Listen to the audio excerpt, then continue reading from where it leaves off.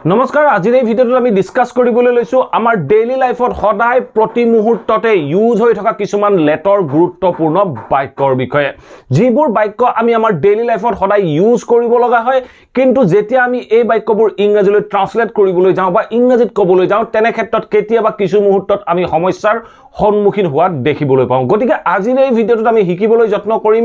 লেটৰ যিবোৰ বাক্য আমি ডেইলি লাইফত ইউজ কৰো এই বাক্যবোৰ আমি কেনেদৰে সহজে ক'ব পাৰো বা কেনেদৰে সহজে ফৰ্ম কৰিব পাৰিম বা যিকোনো টেন্সত আমি কেনেদৰে ক'ব পাৰিম তাৰ বিষয়ে জানিবলৈ যত্ন কৰিম গতিকে ভিডিঅ'টো স্কিপ নকৰাকৈ শেষলৈকে চাওক কনসেপ্টটো বুজি আপুনিও আপোনাৰ ডেইলি লাইফত ব্যৱহাৰ কৰিবলৈ যত্ন কৰক এতিয়া আমি প্ৰথমতে জানিবলৈ যত্ন কৰো লেট আমি কোনবোৰ বাক্যত ব্যৱহাৰ কৰিম যেতিয়া আমাৰ অসমীয়া বাক্যটোৱে ক'ব কিবা এটা কাম কৰিবলৈ দিয়া তেওঁক হুবলৈ দিয়া তেওঁক যাবলৈ দিয়া তেওঁক খাবলৈ দিয়া এনে ধৰণে যেতিয়া আমি দিয়া বুলি ক'ব লগা হয় তেনেকুৱা বাক্যবোৰ যেতিয়া আমি ইংৰাজীত ক'বলৈ যাওঁ তেনেকুৱা ক্ষেত্ৰত আমি লেট ব্যৱহাৰ কৰি বাক্যটো ক'ব লগা হয় লেট আমি বিভিন্ন ধৰণে ব্যৱহাৰ কৰো গুটেইখিনি কনসেপ্ট এই ভিডিঅ'টোত দিবলৈ যত্ন কৰিছো আপোনালোকৰ বাবে ভিডিঅ'টো অকমান দীঘলীয়া হ'ব পাৰে স্কিপ নকৰাকৈ শেষলৈকে চাই থাকক আমি সাবজেক্টৰ লগত কেনেদৰে লেট ব্যৱহাৰ কৰিম তাৰ বিষয়ে এই ভিডিঅ'তে শিকিবলৈ যত্ন কৰিম অলৰেডি আমি গম পালো যে যেতিয়া আমি বাক্যটো দিয়া বুলি ক'বলৈ যাওঁ যেতিয়া আমি বাক্যটোৰ দ্বাৰা কম আমুকক কিবা এটা কৰিবলৈ দিয়া মুক হুবলৈ দিয়া এনে ধৰণে যেতিয়া আমি দিয়া বুলি ক'বলৈ যাম এই দিয়াটোৰ কাৰণে আমি ব্যৱহাৰ কৰিব লাগিব লেট আমি লেটেৰে বাক্যটো ক'ব লাগিব মই অলৰেডি কৈ আহিলো যে তেওঁক যাবলৈ দিয়া তেওঁক খাবলৈ দিয়া মুক হুবলৈ দিয়া এই বাক্যবোৰ আমি কেনেদৰে ক'ম এই বাক্যবোৰ হ'ল ইম্পেৰেটিভ সেন্টেন্স যেতিয়া আমি এনে ধৰণৰ ইম্পেৰেটিভ সেন্টেন্স কওঁ তেনেকুৱা ক্ষেত্ৰত আমি লেট ব্যৱহাৰ কৰো এই বাক্যকেইটাকে মই আপোনালোকক ইংৰাজীত ক'বলৈ যত্ন কৰিছো যদি মই অসমীয়া বাক্যটোৰ দ্বাৰা কওঁ যে তেওঁক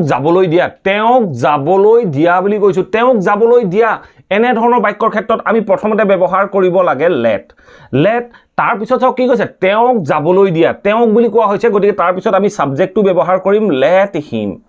হিম আৰু তাৰ পিছত কি কৰিবলৈ কৈছো তেওঁক যাবলৈ দিয়া যোৱাৰ কাৰণে আমি কি ভাৰ্ব ব্যৱহাৰ কৰো গো তেতিয়া আমি গো টো ব্যৱহাৰ কৰিম আমি কম লেট হিম গো তেওঁক যাবলৈ দিয়া ঠিক তেনে ধৰণে মই যদি কওঁ তাইক পঢ়িব দিয়া তেতিয়া মই কি কম লেট হাৰ সো তাই বুলি কোৱাৰ লগে লগে আমি ব্যৱহাৰ কৰিম লেট হাৰ কি কৰিব দিয়া পঢ়িব দিয়া তেতিয়া আমি কম লেট হাৰ ৰিড তাইক পঢ়িব দিয়া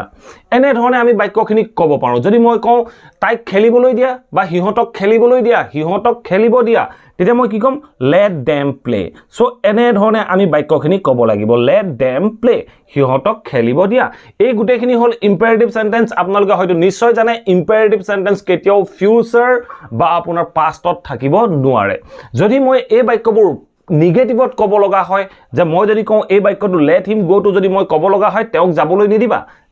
যাবলৈ নিদিবা দিয়াটো মই কৰিছো নিদিবা বুলি কোৱাৰ লগে লগে আমি এই লেটৰ আগত ডু নট ব্যৱহাৰ কৰি দিলে আমাৰ বাক্যটো কমপ্লিট হ'ব আমি কম যে ডোন্ট লেট হিম গো তেওঁক যাবলৈ নিদিবা সো আমি সেন্টেন্সটো নিগেটিভটো ক'ব পাৰো আমি ক'লো যে ডোন্ট লেট হিম গো ঠিক তেনে ধৰণে লেট হাৰ ৰিড তাইক পঢ়িব দিয়া যদি আমি নিগেটিভ কৰো আপুনি বাক্যটোৰ আগত ডু নট ব্যৱহাৰ কৰক আৰু বাকি সেন্টেন্স একেই থাকিব আপুনি ক'ব পাৰে যে ডোন্ট লেট হাৰ ৰিড তাইক পঢ়িব নিদিবা ঠিক তেনে ধৰণে এই বাক্যটো কি কৈছে লেট দেম প্লে হিহঁতক খেলিব দিয়া মই যদি এটো নিগেটিভত ক'ব লগা হয় হিহঁতক খেলিব নিদিবা তেতিয়া আপুনি বাক্যটো কি কৰক এই লেটৰ আগত ডু নটটো ব্যৱহাৰ কৰি দিয়ক আপুনি ক'ব পাৰে যে ডোন্ট লেট দেম প্লে হিহঁতক খেলিব নিদিবা মাত্ৰ আমি ডু নট ব্যৱহাৰ কৰি বাক্যটো নিগেটিভ কৰিব পাৰো এতিয়া চাও আমি এনে কিছুমান বাক্য যিবোৰ বাক্যৰ দ্বাৰা আমি কওঁ যে মই এটা এক্সাম্পলৰ মাধ্যমেৰে আপোনালোকক বুজাবলৈ যত্ন কৰো সো মই ধৰক আপোনাক কৈছো মোৰ দেউতাই মোক আবেলি খেলিব দিয়ে মোৰ দেউতাই মোক টিভি চাব দিয়ে মোৰ দেউতাই মোক মোবাইলত গেম খেলিব দিয়ে মোৰ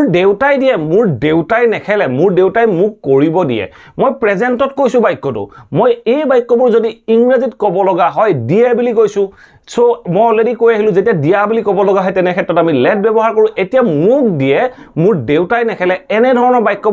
বাক্যবোৰতো আমি লেট ব্যৱহাৰ কৰো কেনেদৰে ব্যৱহাৰ কৰিম এই এক্সাম্পলটোৰ মাধ্যমেৰে বুজিবলৈ যত্ন কৰিম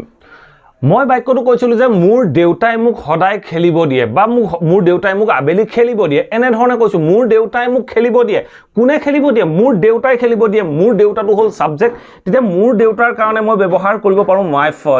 মাই ফাদাৰ মোৰ দেউতাই My father মোৰ দেউতাই দিয়ে বুলি কৈছো অলৰেডি দিয়ে তো আছে গটিকে দিয়ে কাৰণে আমি ব্যৱহাৰ কৰিম my father let এটা সক my father to hall third person singular number গটিকে মই ব্যৱহাৰ কৰিলো lets my father lets মোৰ দেউতাই দিয়ে কাক দিয়ে মোক দিয়ে তেতিয়া মই কম lets me my father lets me কি কৰিব দিয়ে খেলিব দিয়ে তেতিয়া মই কম play my father lets me play আপুনি ক্ৰিকেট হয় আবেলি হয় জি হয় তাৰ বিষয়ে ক'ব পাৰে আপুনি কৈছে যে my father lets me play মোৰ দেউতাই মোক খেলিব দিয়ে এনে ধৰণে আমি বাক্যখিনি ক'ব পাৰো যেটো সাবজেক্ট হয় সাবজেক্টৰ পিছত আপুনি let লগাব আৰু জুনে কামটো কৰিব তাৰ বিষয়ে আপুনি মেনশন কৰিব সো এটা সক অন্য এটা एग्जांपल তাইৰ মাকে তাইক ভাত ৰান্ধিব দিয়ে এই বাক্যটো সক কি কৈছো তাইৰ মাকে তাইক ভাত ৰান্ধিব দিয়ে কোনে ৰান্ধিব দিয়ে তাইৰ মাকে তেতিয়া মই কি কম her mother প্ৰথমতে আমি ব্যৱহাৰ কৰিম সাবজেক্টৰ ঠাইত her mother তাইৰ মাকে কি কৰে দিয়ে কৰিব দিয়ে তেতিয়া মই কম লেটৰ ঠাইত আমি ব্যৱহাৰ কৰিম লেটস কাৰণ এই লেটটো ভাৰ্ব হয় এই লেটৰ তিনিটা ফৰ্মে লেটেই থাকে যেতিয়া সাবজেক্টটো থাৰ্ড পাৰসন সিঙ্গুলাৰ নাম্বাৰ হ'ব তেতিয়া আমি লেটৰ লগত s by es যোগ দিছো তেতিয়া আমি কৈছো her mother lets কাক দিয়ে তাইক দিয়ে lets her কি কৰিব দিয়ে কুক ৰান্ধিব দিয়ে lets her cook food so এই বাক্যটো সব কি ক'লে সো বাক্যটো ক'লে যে her mother lets her cook food তাইৰ মাকে তাইক ভাত ৰান্ধিব দিয়ে ঠিক তেনে ধৰণে আমি বিভিন্ন বাক্য ক'ব পাৰো মই যদি কওঁ তেও মোক টিভি চাব দিয়ে ধৰক আপোনাৰ ঘৰত এটা টিভি আছে লৰা চলি আছে আপুনি চাব নি দিয়ে তেতিয়া আপোনাৰ লৰাটোৱে বা আপোনাৰ ছোৱালীজনীয়ে কাৰোবাক কৈছে যে মোৰ বাইদেৱে মোক টিভি চাব দিয়ে বা তেও মোক টিভি চাব দিয়ে এনে ধৰণে কৈছে তেতিয়া আপুনি কি ক'ব তেও দিয়ে ন তেতিয়া আপুনি ক'ব লাগিব হি তেও লগত আমি ব্যৱহাৰ কৰিম lets he lets me তেও মোক দিয়ে he lets me কি কৰিব দিয়ে watch TV he lets me watch TV তেও মোক টিভি চাব দিয়ে এনে ধৰণে আমি বাক্যটো ট্ৰান্সলেট কৰিম এনে ধৰণে আমি বাক্যখিনি ক'ব লাগিব যদি এই বাক্যখিনি আমি পাষ্টত ক'বলৈ যাওঁ যেতিয়া আমি পাষ্টত ক'বলৈ যাম এই লেটৰ পাষ্ট ফৰ্ম আমি ব্যৱহাৰ কৰিম তেতিয়া এই যেটো লেটৰ লগত s লাগি আছে এই s টো বাক্যৰ পৰা আঁতৰি যাব লেটৰ পাষ্ট ফৰ্ম হ'ব তেতিয়া আমি কম my father let me play মোৰ দেউতাই মোক খেলিব দিছিল ঠিক তেনে ধৰণে এই সেকেন্ড বাক্যটো কি কৈছে her mother let her cook food তাইৰ মাকে তাইক ভাত ৰান্ধিব দিছিল ঠিক তেনে ধৰণে মই যদি এই বাক্যটো কওঁ he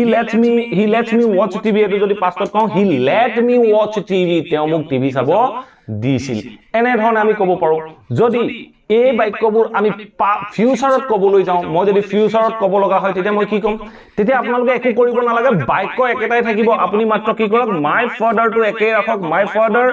will আপুনি will টো ব্যৱহাৰ কৰক আৰু lets ৰ ঠাইত আপুনি ব্যৱহাৰ কৰক let me play my father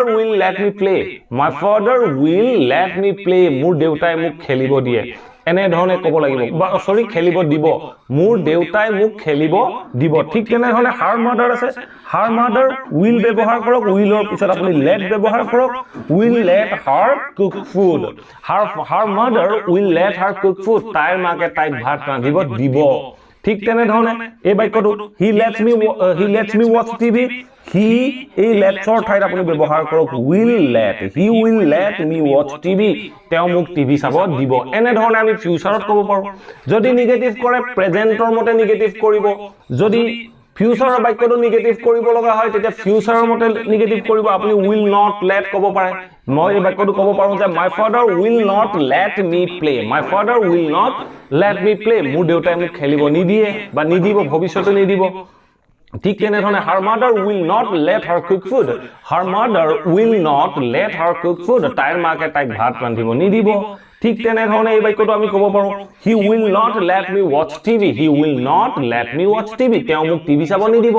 এনে ধৰণে আমি ফিউচাৰত নিগেটিভ কৰিব পাৰো যদি প্ৰেজেন্টৰ বাক্যখিনি নিগেটিভ কৰিব লগা হয় তেতিয়া doesn't ব্যৱহাৰ কৰক my father doesn't let me play মোৰ দেউতাই মোক খেলিব নিদিয়ে এনে ধৰণে আমি ক'ব পাৰো her mother doesn't let her cook food তাইৰ মাকে তাইক ভাত ৰান্ধিব নিদিয়ে ঠিক তেনে ধৰণে he doesn't let me watch TV তেও মোক টিভি চাব নিদিয়ে এনে ধৰণে আমি যিকোনো টেন্সত বাক্যখিনি নিগেটিভ কৰি বা এফাৰ্মেটিভত ক'ব পাৰিব লাগিব